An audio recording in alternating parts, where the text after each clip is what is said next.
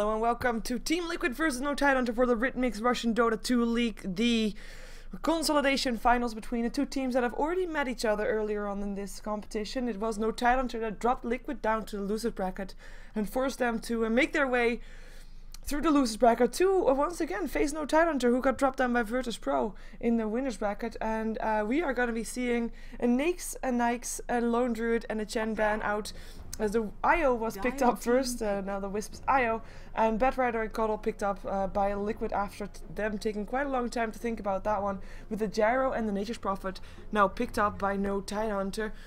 Last pick is going to go to Liquid. The opening is still there to go for that Phantom Lancer, but if you're going to be up against a Wisp, you know that you're going to be up against an aggressive lineup, so it really comes to decide, like, do you want to risk do you want to risk it? Remaining. Do you want your lineup to be dependent on late game while you know that your opponent is going to be very strong in that mid game?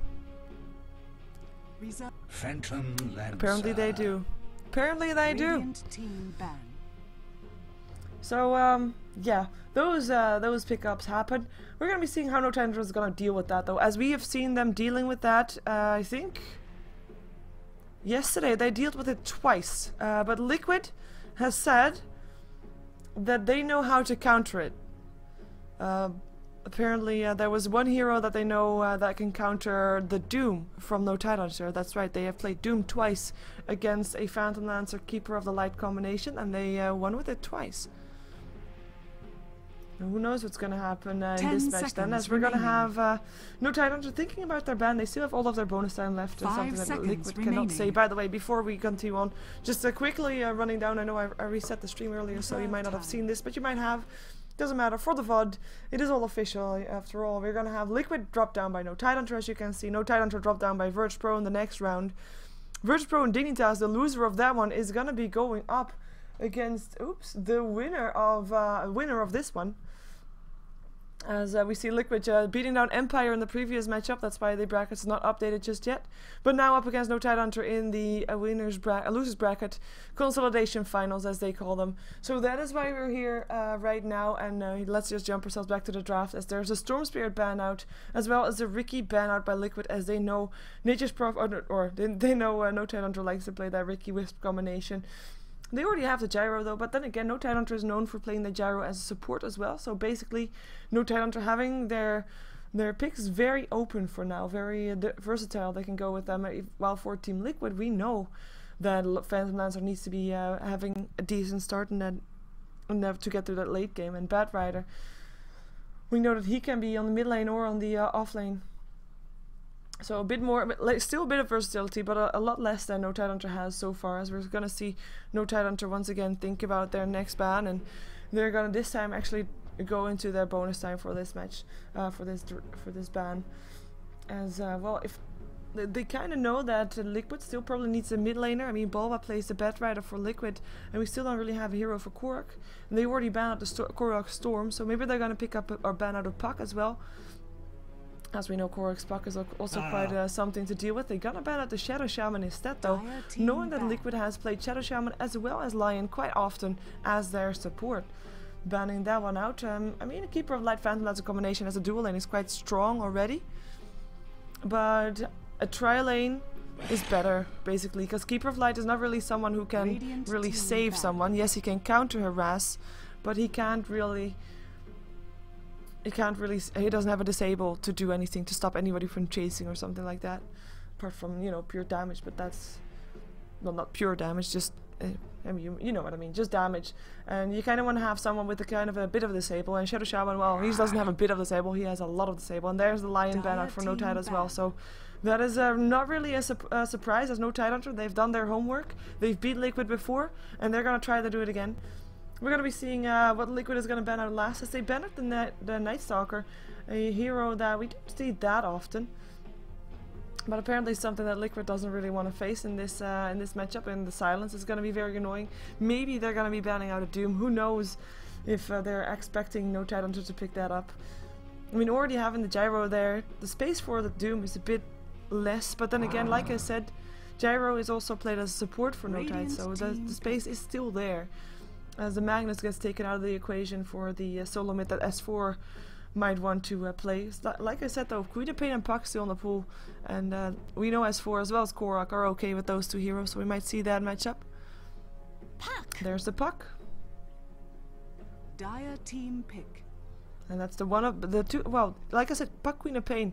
Puck would be the one that Korok is having a signature hero. I mean, he's a pretty decent Queen of Pain as well. Don't get me wrong, but it is the Puck that he plays most of all.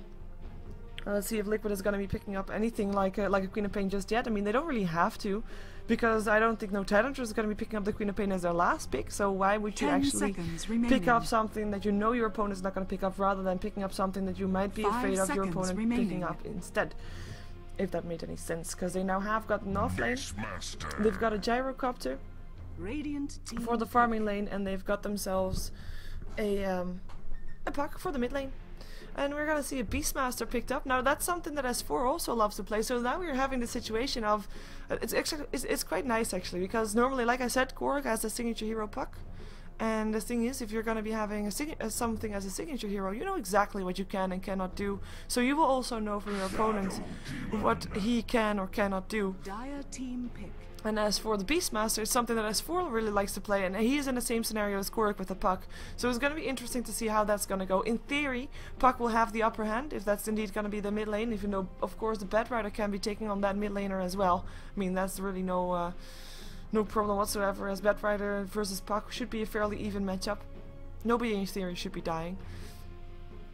I'm actually thinking that that's probably going to be their choice. Almost forgot about that Batrider already. Nah, Shadow Demon, by the way, got picked up by No Tide, so that's going to be another support for them on the board. As we're going to see Liquid's last pickup. Is it going to be another support, or is it going to be... Like, they need to have support. Like, they got 2 disables, basically, but both of those are ultis. Maybe a Vengeful Spirit wouldn't even be too bad. Something that just has a solid disable. I mean, Shrek Lina is okay-ish, but you have to actually get those stuns right. 10 seconds remaining. Jakiro might be not too bad. 5 seconds remaining. But this is all the time. It's a Tidehunter. Well, disables with ultis, that's what they're gonna go for. That's the only kind of disable that they have. And if you look at No Tide, they've got themselves a Sprout, a Homing Missile, a Dream Coil, Disruption, where even though you can't really attack through the Disruption, you can set up for a good Tether Stun with IO. Also, EGM is looking for Captain Bamboo. He's looking for donations, so if you really are a fan of EGM, you can send him a bamboo, Captain Bamboo that is, which is of course the courier that is the panda. Oops, boink. And we're just waiting until everybody picks up their hero, as we heard earlier on from Grant that Fluff likes to just wait until the very last second to pick up his hero, to make sure that he is gonna be getting all the time that he can to discuss 10 seconds remaining. What they're gonna do, what their opponent's gonna do, how they're gonna run their lanes, how their opponent's gonna run their lanes, etc. So that is what we're waiting for, as I now realize that these are still on. Let's just remove all of them. Boom! There we go. So, yeah. It is gonna be Liquid on the Dire side for the first matchup. We see Bulba playing the Batrider, IX Mike on the Keeper of the Light. Korok will play the Beastmaster. Did I say Bulba on the Batrider? Beastmaster, Batrider? Yeah. So Korok on the Beastmaster. And let's see if they're actually gonna be, who's gonna be going mid and who's gonna be going on the off lane. I mean, they can have that fairly versatile. But it looks like Korok is still gonna be going towards that mid lane. We're gonna see the top lane is gonna be Fluff on his Tidehunter. I'm still unsure, like, did they change that squid or something? Because I'm really sure that the squid used to look different, or maybe it's a bug that it looks the way it does right now, because this just doesn't look natural. Stand still, Fluff, please.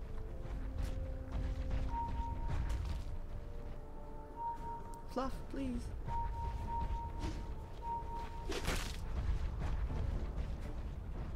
Just waiting a second until he actually stands still. 30 seconds. He doesn't stand still. Well, screw that then. So TC on the Phantom Lancer with Fluff on the Tidehunter, who doesn't stand still. We have got on the side of no Tidehunter, it is gonna be S4 playing the Puck. No surprise there, with Loda playing the Gyrocopter, EGM on the Wisp, and Smogulik gonna be playing that Shadow Demon as a stand-in for Aki, who can't make it to this match at the moment. Might be jumping in for one of the later matches, but it really depends on how fast he is with getting himself home from somewhere. It is going to be Admiral Bulldog who's going to be playing the Nature's Prophet. Oh, get himself home from somewhere. He's moving. That's it. So he probably doesn't even have a PC set up. And for those wondering, he's moving towards his parents' house, I believe, to wait until his team house is ready. There you have it. No Tidehunter team house. Of course, we already knew it was coming, but it's getting closer then, I guess. But yeah, this lane, this little lane, is going to be the only lane where people actually meet each other. We've got 4 on the top lane, 4 on the bottom lane. I say lane, but also I mean the jungle with that, of course. And it's going to be S4 versus Korok. That is going to be the one that we're going to be following most. We've got Korok, of course, Beastmaster, tanky hero. Like I said, in theory, nobody should be really dying, and if someone does die, it should be Korok, because he doesn't really have an escape, while S4 does. And we already see the harassment. Korok knows that he can still get himself up in here, as the phase shift was the first one that S4 skilled, so he can't really jump himself around just yet, but he has to be very careful. And he has to really try to get his bottle up before that level 2 hits, because that orb is going to be really painful, and that is going to be the orb already up on the clock. And now now Korok is going to have a bit of trouble. He has to get his last hits with the axes, basically. He can't get in range anymore. Well, both because of the creep wave, of course, and also because of the orb. Like I said, we're going to be seeing how he does it. 2 more last hits, and then he has it. One more and a bit of waiting, I guess, would do the job, as well as we have got stacks going on here for No Tide. They are the 2 supports trying to get as much done in the jungle as Radiant's Prophet is doing the other 2 camps that are there. So if they clear out all these 3 camps, we know Tidehunter, team known for not wasting any single creep camp. And they're well, not doing it again, at least, even though they just weren't able to stack this one, unfortunately for them. In the meantime, Liquid trying to do the same thing, of course. They've got Ice Mike pulling and stacking and pulling. While, of course, on the other side of this Bulba doing the same thing as we saw earlier in the previous game. Getting himself a bit of farm here. And just farming real fast in terms of stuff. Wait a second, S4. Fluff come on with a double Deborah's rune, and he is actually gonna go one phase shift, one more last hit needed. There's a tether, might be giving enough speed. Whoa! That was a salve from Captain Bamboo. EGM helping out. One more gush would do the job as well, but there's no mana up on the Tide. He's just really looking for it, can't find it. The axes are on cooldown. And that's 4. Actually the one that got ganked, Beastmaster. Oh, he actually is gonna go for this. He gets it! Korok decided to go for the support instead. Might be going down for it though. Disruption is there, and that is gonna be a kill for the Shadow Demon. So that's a trade, but you can argue, like, it's a support trade for a mid laner. Well, of course, the mid laner got the first blood money, and Fluff is gonna make sure that no experience is wasted. Bottom tower is under attack. It is gonna be top tower is like the trade on itself, hero-wise, is in favor of no Tidehunter, but the fact that there's no experience wasted on the mid lane, and that there is gonna be Korok that got the first blood money, well, that makes a difference, especially since Korok is the one that I said already was not gonna be the one that should be winning this lane in theory, but right now, Dire's bottom tower is under attack. At least doing really well. I'm not gonna say winning just yet, because that remains to be seen, but good trade anyways. We're gonna be seeing the tier 1 tower on the top lane going down, Liquid pushing it down, gonna go for the early gold advantage. Same thing goes for no Tidehunter. I mean, for both teams it would mean a bit of more core items up on their supports and their heroes, so it's gonna be a big thing for both, and both will be able to get it. The only difference is that TC didn't get the last hit on the tower, while Gyrocopter and Loda actually got the last hit on that tower.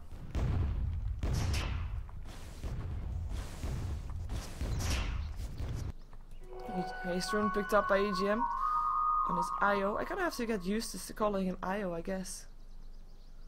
We're gonna go back and forth. Where's he gonna go? Picking up the Hawk, that's what he's gonna do. As in the meantime, it is Korok who is sitting on 10 for 3 with 18 for 7 up on S4, so still getting those last hits going. Dodging the axes fairly easy. Tower, Korok. Ooh. That's not really good to have, and the Boar is actually slowing down S4 down, quite annoying, as he's then slower than the creep wave, so the creep wave actually catches up with him. And we can of course compare TC towards Loda. TC is on 34 for 3, while Loda is sitting on 31 for 3, so the difference is minimal, though if you look at it, it is Yeah, it is the top 4 that is going to be having 3 heroes in favor of No Tide, and that's purely because of the jungle helping out. Of course, Nature's Prophet doing a better job right now than, at least number-wise, than Bulba's doing. He's 22 for 0. He's still pretty close though, and if you look at farm difference, just looking at net worth real quick, the difference is about 400 gold, and that's not that much at this stage of the game. Especially not since Bulba could just continue doing this well. At some point, Nature's Prophet is going to have to be helping out with ganks a bit more early already, I hope. At least, as Korok is going to be going down. Whoa! Oh my god, he's going to be... he should be dying. I was going to say, S4 actually hit up a creep earlier on instead of Beastmaster. Could have gotten the kill right then and there, so almost Korok got away with the mistake of S4, but got it anyway. S4 getting himself a bit of revenge from the kill, of course, earlier. Well, the kill on his support, I guess, because he himself didn't die yet. The thing is, though, Liquid middle tower is under attack. having the Phantom Lancer Keeper of the Light combination, it is fighting against the clock. Yes, there's a gyro, and if the gyro is big enough, he is still going to be able to do a lot, but it is still fighting against the clock. It is still going to be at some point, if you look at it very, very late game, Loda is not going to be able to outcarry a Phantom Lancer. It's that simple. Now also in theory, he should be ready earlier than the Phantom Lancer to be joining fights. And that will be the one that makes the difference for these two teams, mostly. As we have got a level 6 up on the Beastmaster just now, so he will be looking for that roar and for that kill. Might be up on IO again instead of on up on the Puck, because Pucks are fairly difficult to kill normally. So we're gonna have to see it. And also, I mean, Smuggle, like, he knows that roar is on there, so he is gonna be extra safe. He is gonna be there to save S4 should it be needed. As we also have IX Mike coming around placing a ward. It is nighttime, so it is not something that S4 actually saw happening, because he doesn't have any wards apart from this one that just got placed.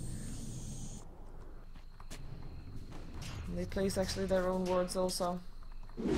The Sentry ward, not seeing it though, the wrong side. Smuggle looking for his own initiation, as in the meantime Loda is still happily farming.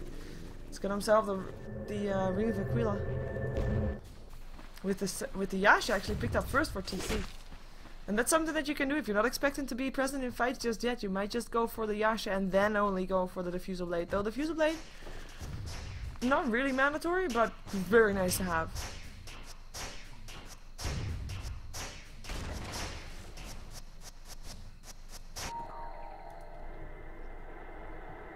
Let's see what these two are going to be able to do. Like, Io is not level 6, so he cannot relocate himself just yet. I'm going to have to wait for that. And then maybe they can be aggressive and maybe trying to take down TC. Because that's something, I mean, like I said, fighting against the clock. If you want to slow down the clock, well, kill off Phantom Lancer a couple of times or more. It's going to be your only hope. Dire's bottom tower You have the push coming on in the bottom lane as well.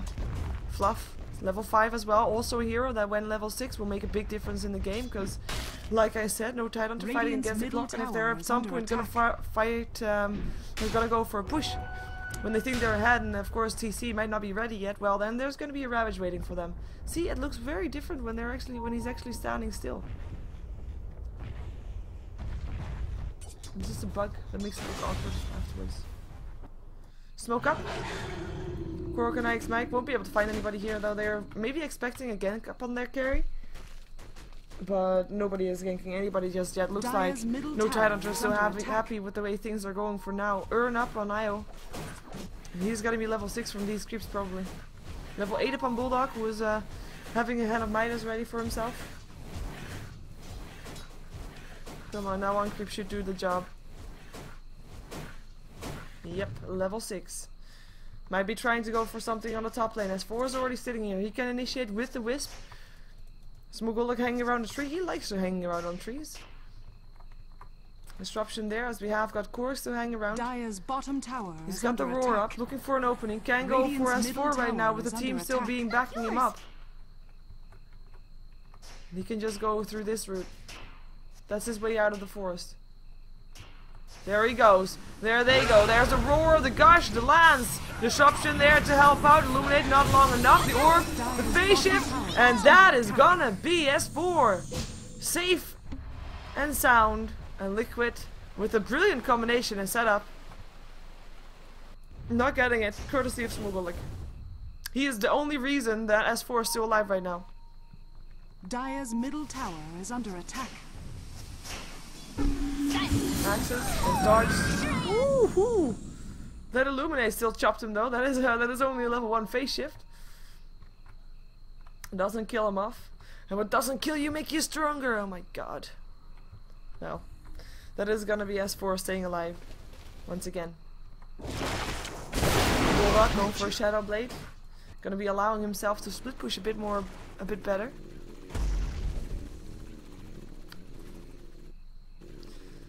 And of course, Shadowblade offers you a bit of a sense of security, though normally Shadowblade is seen as more of an initiator than a safety net. As a Nature's Prophet, it can definitely be seen as a safety net purely because you can split push, go invisible, they're gonna go somewhere, they're gonna try to find IX Mike. IX Mike was lucky enough to just stand at a distance to go for that blast though. He's gonna be baiting out that first relocate. And they're gonna be out there and going back bottom. Well, Boba looking for it. He has got a lasso. Rocket Rush still hitting. Gush comes as well. Loda gonna go for cooldown, but the Ravage hit from Fluff. Is it gonna be enough though? Fluff's taking a lot of damage here. And Rocket Rush hits again. That's not gonna be a kill. Bulldog teleporting in, getting the kill from Boba. But TC, maybe he can get something done here. It only needs one more lance up on Loda and he gets it. There's the lance. That is the kill. And that is gonna be the Beastmaster on the back end of things going. Well, Beastmaster actually goes down in the mid lane. Never mind that.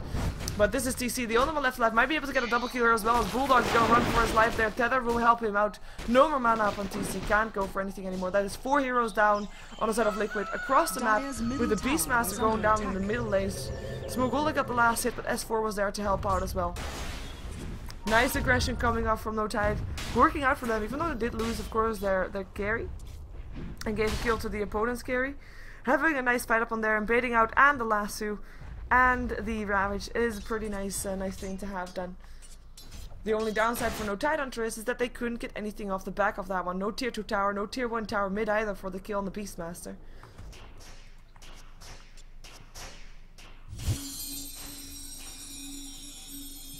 And that's gonna be the gold graph in favor of No Tide.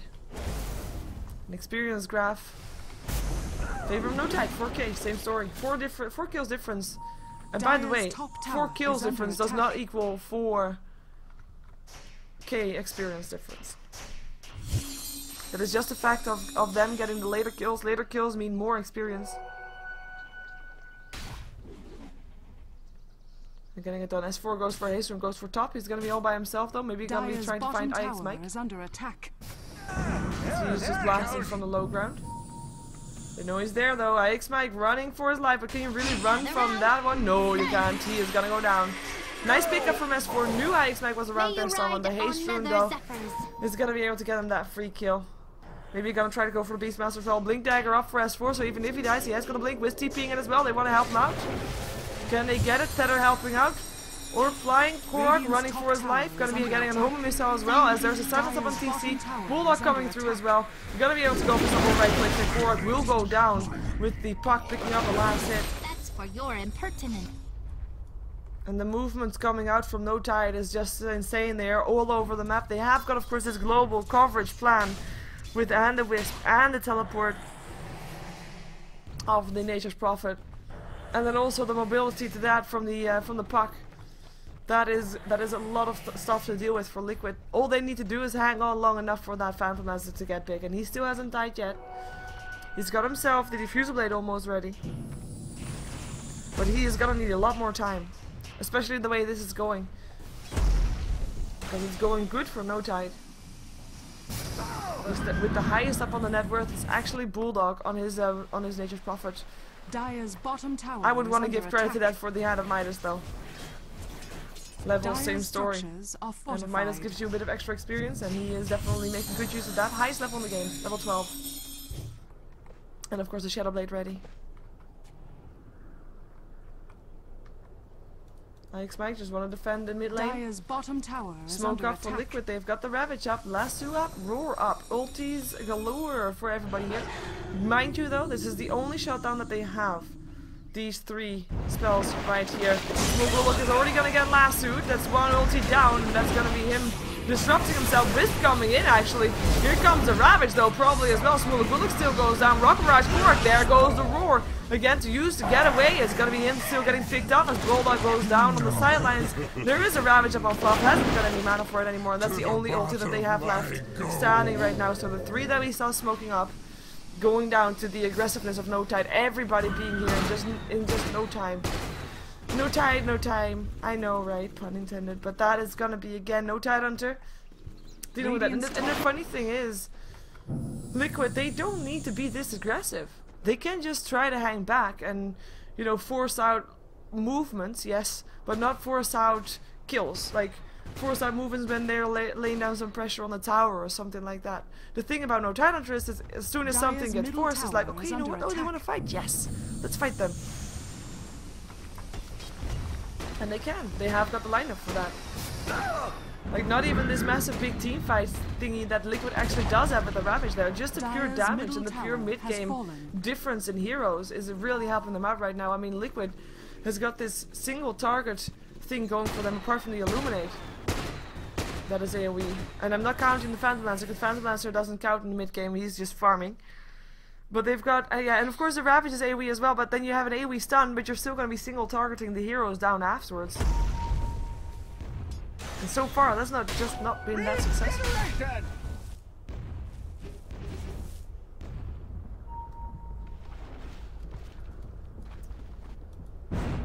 Diffusal Blade ready, S4 hanging around. He's got himself a no invisibility vision. And Smogulok has got himself sent towards. He's gonna try to be bait. Treon stacking some ancients, of course, for Loda, who building towards the BKB on the bottom lane. Can be in any fight, anytime, because Io can teleport him there. So he doesn't need to rotate, he can just continue to farm. That's the thing about Phantom, about Wisp, basically. Not just anything else but a Wisp. This looks cool, by the way. Branch on the floor. But the thing is, they can just continue to farm, and when there's a fight somewhere, they can just teleport there. It's all fine. Dire's bottom tower has fallen. That's gonna be a tier 2 tower going down.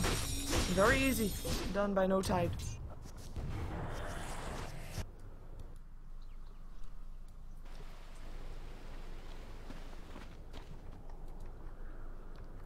Let's see if they can do something. Fluff standing around as well. Of course, he still has that Ravage. There's gonna be 4 heroes here from Liquid soon. With also Lakora coming in. The ward gets placed. Liquid knows that that got placed, so they saw it. They ping on it.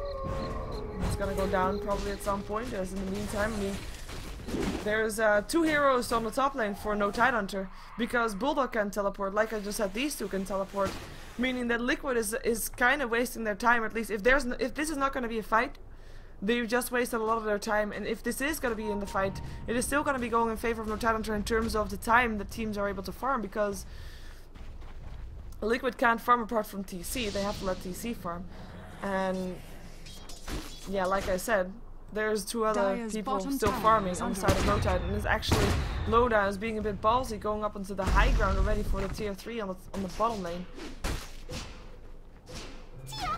We're still Liquid in a bit of a passive play. It's not really something that I'm very used from them, but that's also because their mid lane didn't really work out as intended. 5 times Korok died. Dire's middle tower is under attack.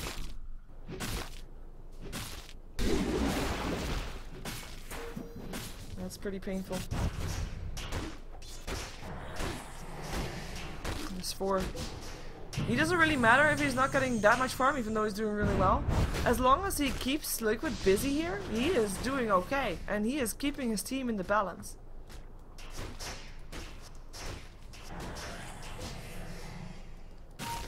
And so far so good. Korok. Yeah. Beastmaster normally on the off lane, and then you say something like, as soon as he gets level 6 he's okay, because he's going to be able to use his roar. But he can't really go for anything right now, because imagine he goes top to go for a kill there, right? There will be 3 people coming in real fast to take him down instead. And yes, he might be able to take a kill with him, but that's not worth dying for normally, especially if you're gonna go for a gank right now when you're already behind. You're gonna go for a gank on the support. So trading your own life for a support's life, not good. Invisibility. And he can't really go for anybody else because that goes basically for everything. Maybe not everybody, every time there can be 3 to help him out, but there can be a lot of people with the Nature's Prophet helping out. And the Wisp anyway being close to Loda anyways. Central Ward going down, so if Loda comes too close, they'll see him. Oh, he has to be so careful. Oh, now they see him.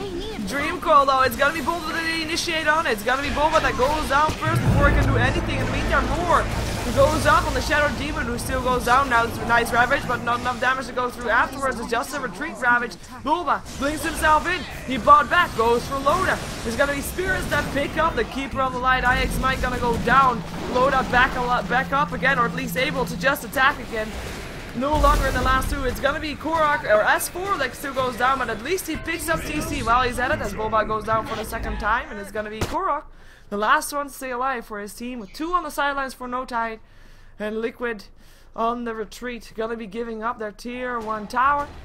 And another fight going the way of No Tidehunter as they're just keeping their grasp on this game so tight. Top tower has fallen. Incredibly tight. And that is gonna be maybe even a tier 2. TC is not farmed enough just yet. Well, he has got pretty decent farm, but with the aggression coming out of No Tide and the setups for them as well, I mean, Liquid, they just seem a bit outclassed right now. And I normally don't say that, but that's just how it feels. Like, I don't feel like they got outdrafted. They have a solid draft, as does No Tidehunter. But right now, this movement from No Tide it's breaking Liquid up. They don't know how to deal with it. That's basically it. Sanjay Yasha up on Loda, as we know that he likes to build that on a gyro, or at least it's not the first time that I see it from him. It's not something that we see very often on gyros in general, but this is the 2nd time I see it up on Loda, as he therefore didn't go for the BKB. Asian Sack gonna be a team building kind of thing, because everybody's here, but apparently S4 is not invited to the party though. Mechanism gonna be almost up, gonna be up actually, up on IO, with Bulldog having a side of the Vice ready. And this is the only tier 2 tower left standing on the side of Liquid. And the ping comes out on that one from Liquid also. They need to defend it, they want to defend it. It's an important tower as well, because, you know, basically when there's dire advantage, it's gonna be because the Roshan is on the dire side. If you take out all their towers, and this one as well, especially, No Tidehunter is going to be way closer to that Roshan purely for the tier 1 TP point in the mid lane.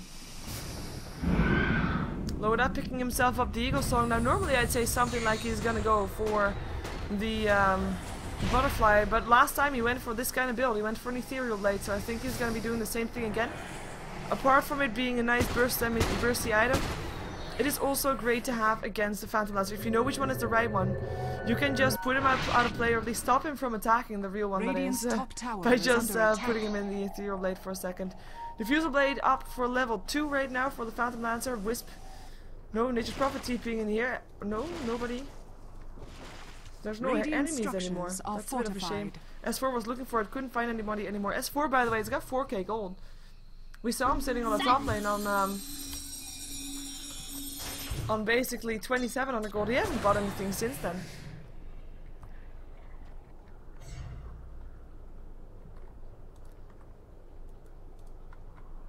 IX Mike building for Mechanism as well. It's going to be a bit slow though, at least compared to his opponent team. Dire's middle tower is under attack. Question is now, can TC still carry this? We know what Phantom Lancers can do, but then again, we've seen Liquid beating Phantom Lancers previously as well. And Blinky and Lasso roar at the same time. Ooh, communication is key. Bulldog, he's actually still alive. He can still pop his ultimate, but he dies right afterwards. But oh my god! He got himself a triple kill with just his ultimate.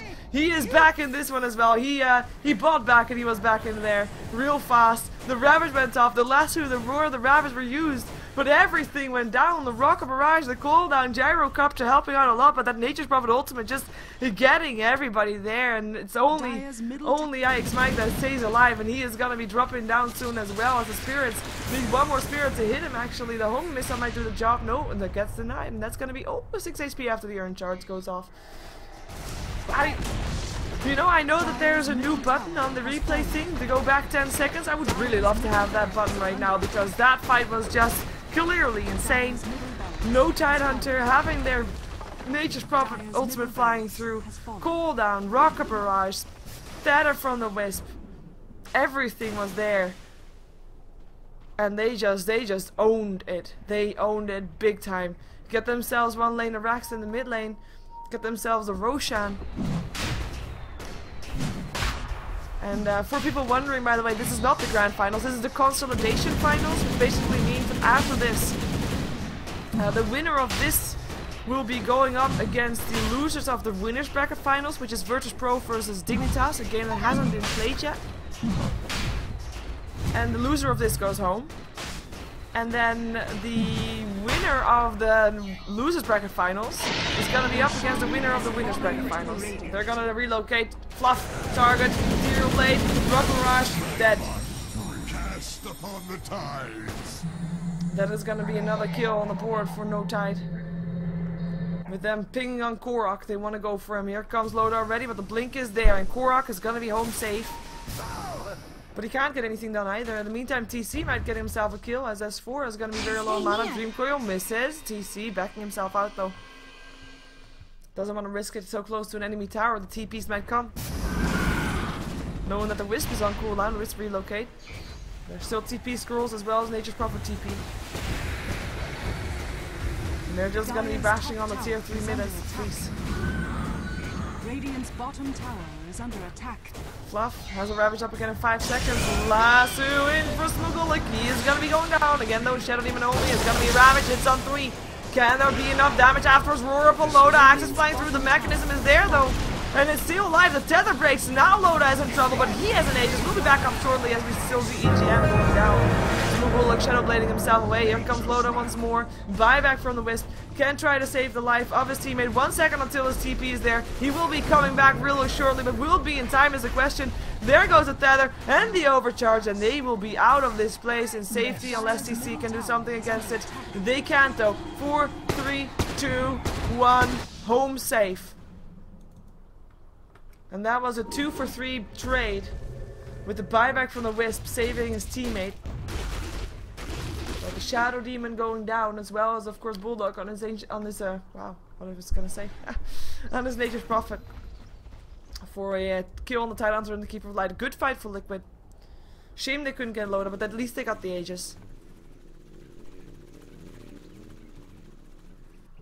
Yeah, I mean, I'm not showing the graphs that often anymore, I'm sorry for that, but I think it should be quite obvious the way things are looking right now. 20k, over 20k gold in favor of No Tidehunter, even with last fight losing that. Is going to be still in favor of No Tidehunter. Experience graph will show no difference, as we're going to be seeing that around to 20k as well. Still slight drop, of course, after the last fight, but that should be expected. But if we're going to be calling a drop going back towards 20k, well, you know. The thing is though, it is still a Phantom Lancer, and Phantom Lancers, we know what they can do. The question is, can he do that in this game as well, considering they're already 1 lane behind? How much time does he actually still need? Does he really want to go for a heart before really being able to do anything else? Or does he really need a heart before being able to do something else? And he is going to be getting his heart real soon. He is going to be getting at least a Reaver already, there we go. We'll be able to help him out, but we'll be helping out a lot as, well, enough is the question, as we see S4 having his Sheever's guard ready. Let's take a look at some more items. Shadow Blade up on Small Gulik. I mean, if you're gonna get attacked by a Phantom Lancer, might as well do that one. We have got Bulldog picking up the Chrysalis. So even if all else fails, he's gonna be able to be that semi-carrier that can also split push super fast. Illuminate flying through. Nice Treons dodging that. Siege Creep, not as smart.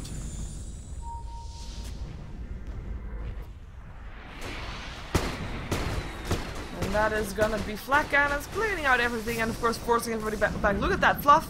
He was on full HP before he stood still there, before that Flak Cannon pop. Lasso! It is gonna be EGM that they want. The Ravage hits as well. Rocket Barrage though. It is gonna be Fluff. Smite that goes down already. Roar goes up on loadout with his BKB. Can't do anything for now as we see Smooth Bullock running for his life. Pops himself. The Ghost Sapper won't save him though. TC trying to clean out some more people. Can't really get in close anymore as the barracks are gonna be the priority for No Tide. And they will probably be able to get that after the fortification goes off. Silas up on TC. This is trouble for him. He is gonna be going down, and that is gonna be probably GG unless he can buy back, which he cannot. He cannot buy back. This is indeed GG, and it is Liquid that is now 1 game down against No Tidehunter, the team that got them in the losers bracket to begin with. And can they pull it back up? Can they make it a 1-0, 1-1 after this 1-0? And can they then force out a game number 3 is of course the question in this best out of 3 for the losers bracket consolidation finals, to decide which one of these two teams is going to be going up against the loser of the winners bracket finals between Virtus.pro and Dignitas, which is still to be played. So make sure you stick around for the next game, because I'm imagining it's going to be a good one. Liquid is going to be fighting hard, probably. As that is going to be Bulba still going down in his own fountain? Yes, it is. And he was the only one that's still in the game for his team. Dire's Ancient is under attack. There we go. Victory. So if you want to support me, you can check out my website, SheeverGaming.com, so please do that. And of course, stick around for the next game, because it's going to be a good one.